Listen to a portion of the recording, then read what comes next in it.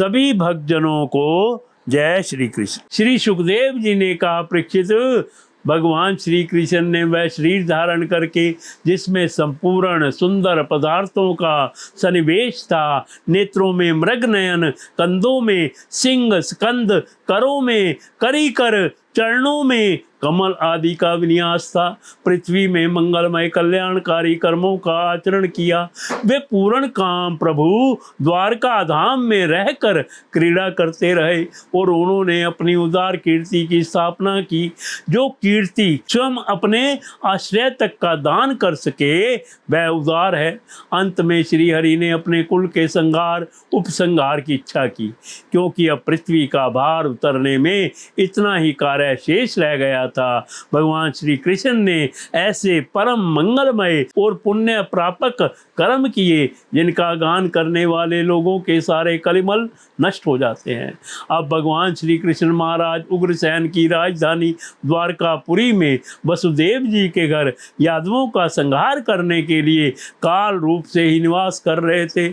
उस समय उनके विदा कर देने पर विश्वामित्र, असित, कण्व, दुर्वासा, भृगु, अंगिरा, कश्यप, वामदेव, अत्रि, वशिष्ठ और नारद आदि बड़े बड़े ऋषि द्वारका के पास ही पिंडारक क्षेत्र में जाकर निवास करने लगे थे। एक दिन यदुवंश के कुछ उदंड कुमार खेलते खेलते उनके पास जा निकले। उन्होंने बानवटी नम्रता से उनके चरणों में प्रणाम करके प्रसन्न किया। वे जामवंती नंदन शाम को स्त्री के वेश में सजाकर ले गए और कहने लगे, ब्राह्मणों, यह कजरारी आंखों वाली सुंदर गर्भवती है। यह आपसे एक बात पूछना चाहती है, परंतु स्वयं पूछने में संकोचाती है। आप लोगों का ज्ञान अमोघ अबाध है, आप सर्वज्ञ हैं। इसे पुत्र की बड़ी लालसा है और अब प्रसव का समय निकट आ गया है। आप लोग बताइए, यह कन्या जनेगी या पुत्र? परीक्षित, जब उन कुमारों ने इस प्रकार उन ऋषि मुनियों को धोखा देना चाहा, तब वे भगवत प्रेरणा से क्रोधित हो उठे। उन्होंने कहा, मूर्खों, यह एक ऐसा मूसल पैदा करेगी जो तुम्हारे कुल का नाश करने वाला होगा। मुनियों की यह बात सुनकर वे बालक बहुत ही डर गए। उन्होंने तुरंत शाम का पेट खोल कर देखा तो सचमुच उसमें एक लोहे का मूसल मिला। अब तो वे पछताने लगे और कहने लगे, हम बड़े अभागे हैं, देखो हम लोगों ने यह क्या नर्स कर डाला, अब लोग हमें क्या कहेंगे। इस प्रकार वे बहुत ही घबरा गए तथा मूसल लेकर अपने निवास स्थान में गए। उस समय उनके चेहरे फीके पड़ गए थे, मुख कुमला गए थे। उन्होंने भरी सभा में सब यादवों के सामने ले जाकर वह मूसल रख दिया और राजा उग्रसेन से सारी घटना कह सुनाई।